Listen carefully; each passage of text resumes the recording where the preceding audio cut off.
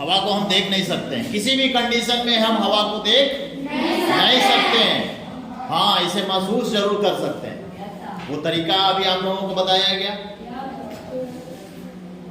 पेड़ की हिलती हुई पत्तियां हमको यह संकेत देती हैं कि हवा अभी चल रही है। रस्सी पर टंगे हुए कपड़े, हिलता हुआ बाल हमको यह बताता है। लेकिन इस कमरे के अंदर, जिसमें कि चारों तरफ खिड़की और दरवाजे बंद हैं, और फिर भी हम ऐसा कह पा रहे हैं कि नहीं, कमरे में भी हवा है, तो वो इस आधार पर कह पा रहे हैं कि हमारी श्वसन क्रिया जो है निरंतर जारी है और कमरे में पर्याप्त हवा की मात्रा जो कि मौजूद है, और उसी के सहारे हम यहाँ पर स्वस्थ हालत में बैठे हुए हैं। तो हम ऐसा कह सकते हैं कि कमरे में भी हवा मौजूद है, जिसका उपयोग हम अपने श्वसन क्रिया में कर रहे हैं। ठीक है। अच्छा, अब ये जो वायु है, हवा, ये हमारे लिए प्राणदायिनी है या प्राणनाशिनी? प्राणदायिनी और प्राणनाशिनी का क्या अर्थ है? कोई बताए शब्द के आधार पर इसके अर्थ को स्पष्ट करे। प्राणदायिनी और दूसरा शब्द है प्राणनाशिनी। आपको बताना यह है कि वायु हमारे लिए प्राणदायिनी है या प्राणनाशिनी है?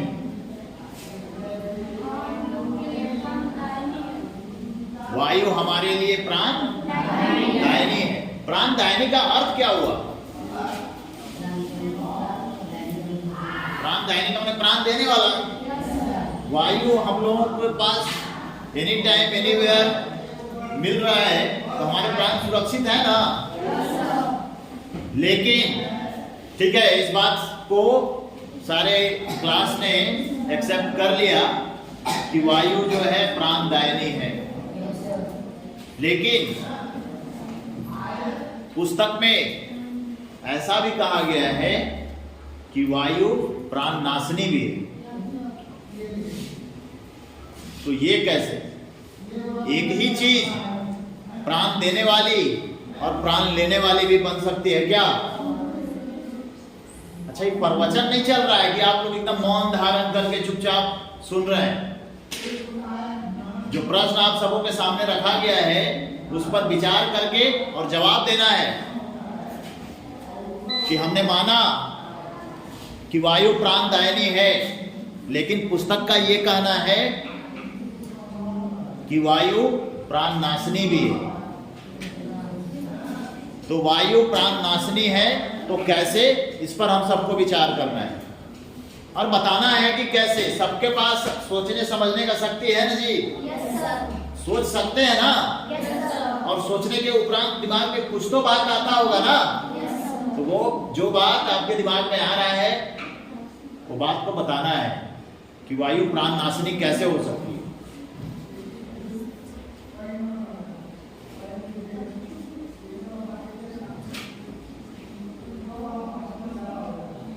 कुछ ना करने से अच्छा है कुछ करना, है ना?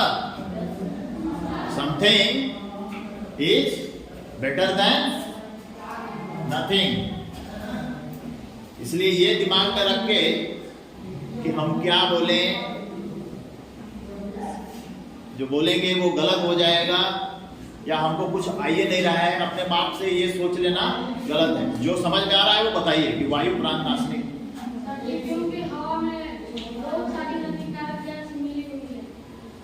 बहुत अच्छा, बहुत अच्छा। ये तो एक रीजन है कि हवा में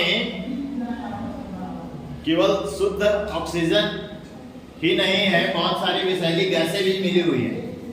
और लगातार अगर आप वैसे वायु को श्वसन क्रिया में इस्तेमाल करेंगे तो आप नाना प्रकार की बीमारियों से ग्रसित हो सकते हैं, या ये भी हो सकता है कि विषैली गैसों के प्रभाव से आपके प्राण टूट जाए। होता है ना ऐसा? तो एक रीजन है। और क्या कारण हो सकता है? बहुत अच्छा। वायु को और किन कारणों से प्राणनाशिनी कहा गया?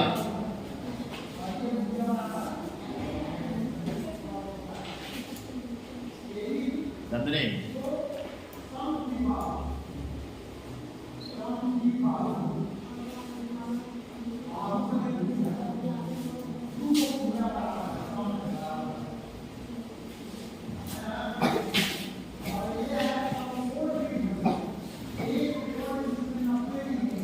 दिन ऐसा समाचार सुनने को आता है कि हिंद महासागर की ओर से एक फलाने नाम का तूफान चला आ रहा है।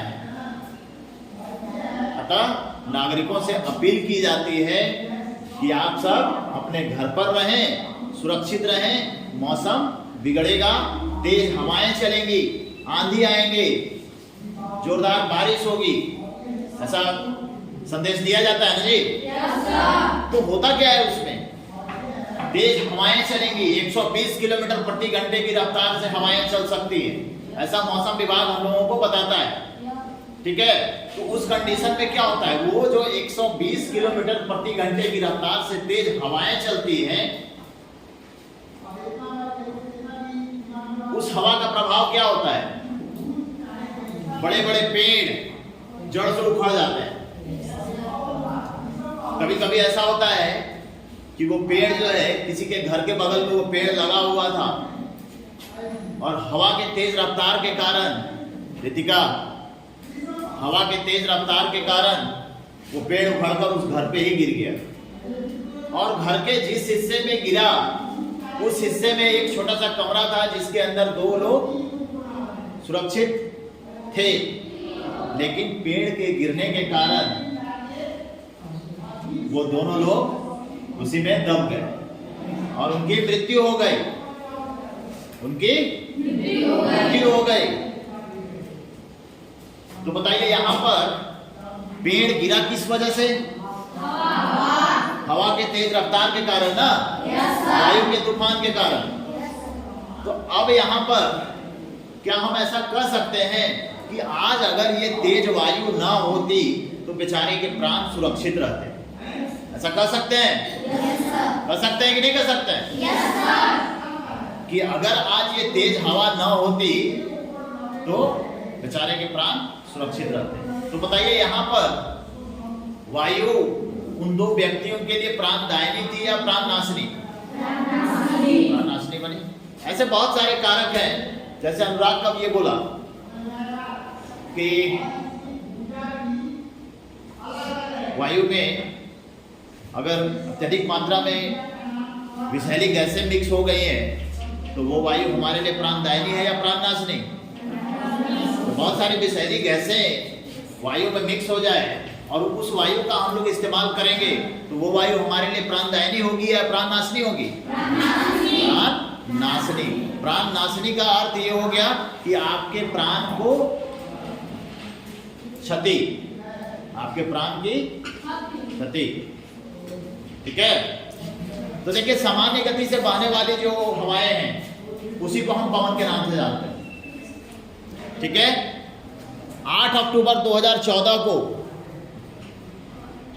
8 अक्टूबर 2014 को हिंद महासागर से एक तूफान उठा था जिसका नाम दिया गया था हुदहुद। ठीक है, नाम सुने हो ना? नाम दिया गया था हुदहुद। और यह जो तूफान आया था हिंद महासागर से जो उठा, तो वो धीरे धीरे अंडमान, आंध्र प्रदेश, उड़ीसा से होता हुआ बिहार, बंगाल, झारखंड की ओर भी बढ़ने लगा था। हाँ, झारखंड की ओर भी बढ़ने लगा था। तब ऐसा मौसम विभाग की ओर से एक सूचना आई थी कि हुदहुद नाम का तूफान इन राज्यों से होकर अब झारखंड में प्रवेश करने वाला है। अतः लोगों के बीच में सावधानी हेतु कुछ दिशा निर्देश जारी किए गए। ठीक है, तो यहां पर समझना ये है कि वायु जब तेज रफ्तार से जब इस वायुमंडल में प्रवेश करती है तो उसका हमारे ऊपर क्या प्रभाव पड़ता है?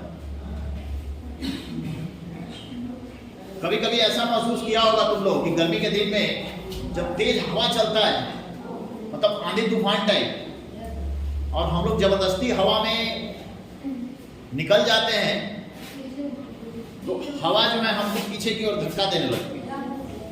ये दूसरी बात है कि हम जबरदस्ती हवा को ये करते हुए आगे बढ़ते हैं, लेकिन हवा का दबाव जो है हम अपने शरीर पर महसूस करते हैं या नहीं करते हैं? कभी उस कंडीशन में आए हो तुम लोग कि हवा काफी तेज था, जबरदस्ती आगे बढ़ना पड़ रहा था, ऐसा होता है ना?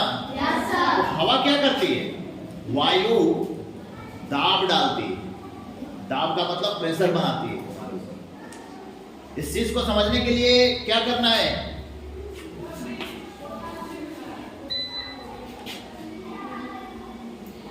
कैसे इस चीज को दिखाएंगे? आप साधारण सा एक गुब्बारा लीजिए।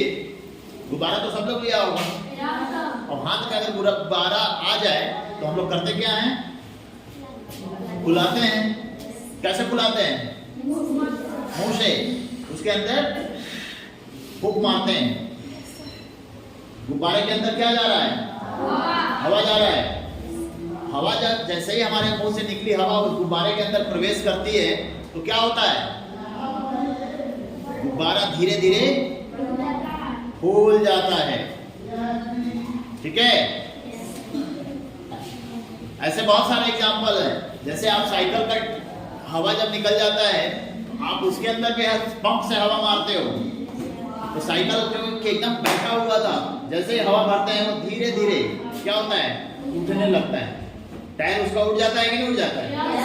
तो आखिर ये सब प्रयोग हमें क्या बताता है? ये सब एग्जाम्पल्स हमको ये बता रहे हैं कि हवा जो है दाब डालती है, प्रेशर डालती है। ठीक है? अच्छा, एक चीज बताइए आप लोग, हवा दाब डालती है ये बात हम बोल रहे हैं, ठीक है? तुम लोग देखा होगा शहरों में या अब तो चारों तरफ होता है, बड़े बड़े बैनर्स लगाए जाते हैं। बड़े बड़े, तुम्हारे स्कूल का ये दीवार जो है, इतना बड़ा बड़ा भी बैनर हो सकता है एडवर्टाइजमेंट कंपनीज का। उन बैनरों में छोटे छोटे छिद्र बना दिए जाते हैं। जैसे मान लीजिए कि जितना बड़ा अपना ये दीवार है, इतना ही बड़ा एक बैनर है। उस बैनर को जब खड़ा किया जाता है तो उस बैनर के अंदर छोटे छोटे छेद बना दिए जाते हैं। वो क्यों बनाए जाते हैं?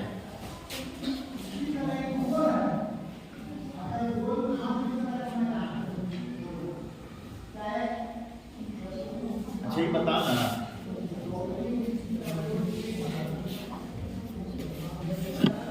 उन बैनरों में छिद्र क्यों छोड़ा जाता है? हवा का दबाव ना बने। जैसे मान लीजिए कि आपके सामने ये ब्लैक बोर्ड है, इसको ब्लैक बोर्ड ना समझते हुए आपको यह समझना है कि यह एक कागज का साइन बोर्ड है। हवा अगर इधर से जाएगी तो हवा क्या करती है? दाब बनाती है ना? हवा प्रेशर बनाती है कि नहीं बनाती है? तो हवा जब इधर से तेज गति से आएगा, जब इससे टकराएगा तो क्या होगा? इसको ले चले उड़ जाएगा। अगर इसके चारों तरफ के कमांड काफी मजबूत हैं, इसके चारों तरफ के कमांड काफी मजबूत हैं, तब क्या करेगी? हवा इसको अपने प्रेशर से उखाड़ देगी, फट जाएगा। ये फटेगा। उस कंडीशन में हवा के प्रेशर को कैसे कम कर सकते हैं हम लोग?